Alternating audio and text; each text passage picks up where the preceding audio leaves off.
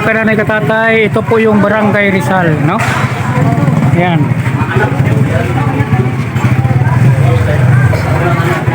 Viral ngayon dito yung mga kakanin o kilawin na shell, no? Ayan. Kaya araw-araw may mga tao dito papuntang Cabgan, Tortol Island.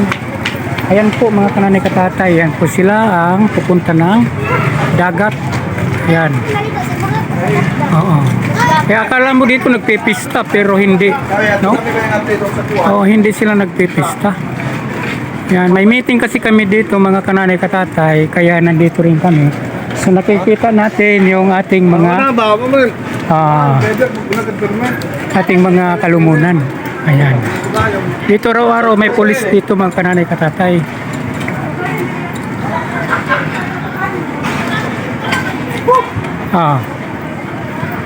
Ayan. Papuntang Pantalan po yan mga kananay katatay.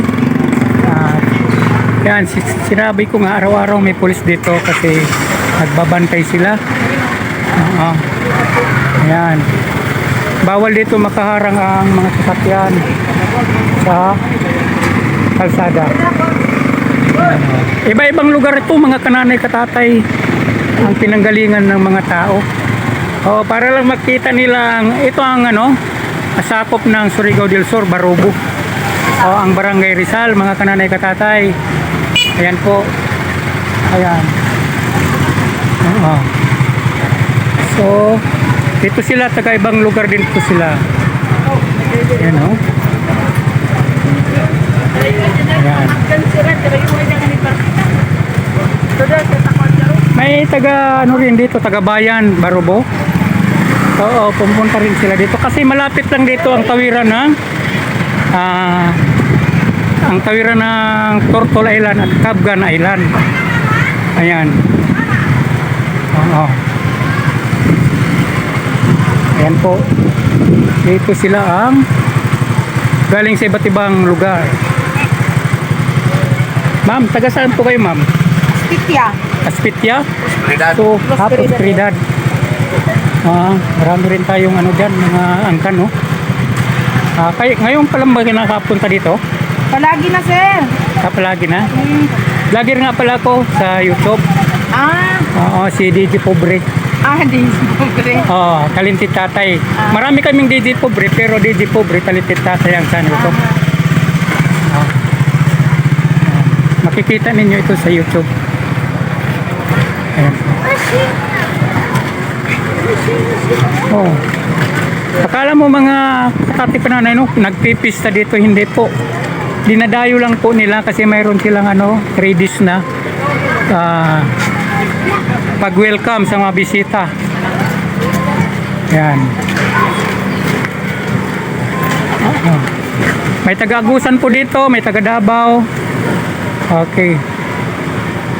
Kuman magpuputi. Ito naman yung lusot dito. May nang gimotor, no? Kung gusto nyo pumunta dito sa may bayan ng Barubo, ito po yung nasakupan ng Barubo, ang Barangay Rizal. Ayan po mga kananay katatay. Ayan, no? Pwede bang magtanong, taga saan po kayo? Alianga lang. Kala natin dito pista, pero meron silang invitasyon na tatlong araw. Ayan. Yan o. Akala mo nagpipista dito pero hindi. Kasi ang dinadayo dito nila yung pagkain na kilawin. Yung tinatawag na talaba. Oo. Talaba sa laot. Hindi yung talaba dito sa may baybayin. Ayan mga kananay katatay. Ito yung dinadayo dito sa Barangay Rizal, Barubo, Surigao del Sur, mga kananay katatay.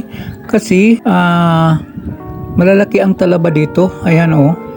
May talaba kasi sa bato, may talaba rin sa baybayin, no? Yung nasa bato. Meron din sa bakawan, yung sa puno ng bakaw dumidikit. Ayan po. Pero mas special ito dito, yung ganitong laki, no? Na nilalagyan ng templadong suka, meron ng mga sahog, mga kananay katatay. Kaya masarap ito kasi nakukuha doon sa bandang laot mga katatay. Oo, sinisisid ito yung sa mga malalaking bato, nakadikit ito. Oo, parang palad ng mga bata ang laki nito. Oo, kaya dito binibenta ito ng 20 ang isa. Ito makukuha ito sa isang piraso. Kakainin mo na lang at sasawsaw sa suka, no, na manghang. Gusto mong suka na hindi manghang, o kasing ginagamit dito na suka yung tuba. Masarap talaga mga kananay katatay, kaya hindi ka malulugiin. Oo, sulit talaga dito pag pupunta ka dito sa Barangay Rizal. Yan po, no.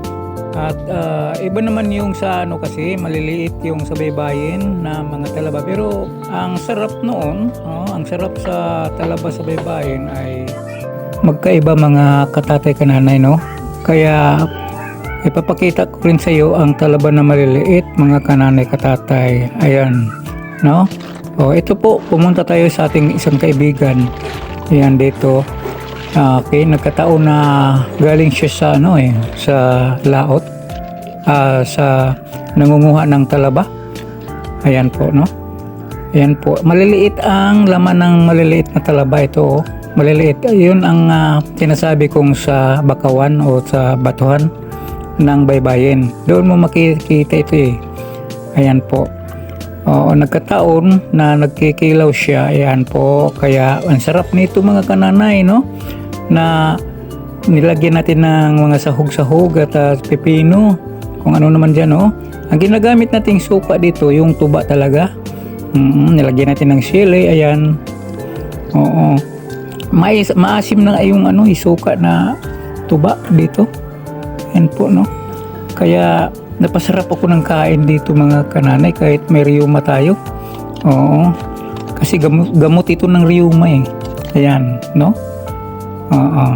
At may saging pa. Doon kami nabubusog mga kananay. Kaya ang sarap. May pusit pang iniihawin dito sa may Barangay Rizal mga kananay. Ayan, no. Kung gusto mo lang bumili ng mga pusit na inihaw, meron dyan. Makabibili ka, no. At iba-iba, may tamilok dito mga kananay. Ayan, no. Oo, may tamilok dito talaga. Ang tamilok masarap. Oo. Nalaman ko pala yung tamilok ay tag 300 ang kilo. Ayan, no. Sarap. Ayan po mga kananay. Kasi dito sa Barangay Rizal, kung gusto mong umorder ng tamilok, ayan, kinukuhaan ka. Ayan, ayaw naman dito magkuha kung hindi mag-order. Kasi kung maliit lang kukunin, alanganin. Ayan po mga kananay, no. Kaya napasarap ang kain ko dito. At iba-iba pa ang makikita mo dito sa Barangay Rizal. Pwede kang mangingisda nga dito mga kananay. Oo, kasi yung Barangay Rizal ay